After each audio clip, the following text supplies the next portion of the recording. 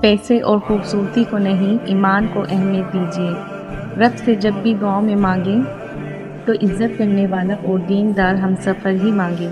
پیسہ اور خوبصورت نہیں، اگر اخلاق ہی اچھا نہ ہو، اگر عزت ہی نہ دے سکے، اگر محافظ ہی نہ بن سکے تو کیا فائدہ دولت کا۔ اس لیے ہمیشہ نیک پاک دامن ہمسفر کی دعا کیا کرے۔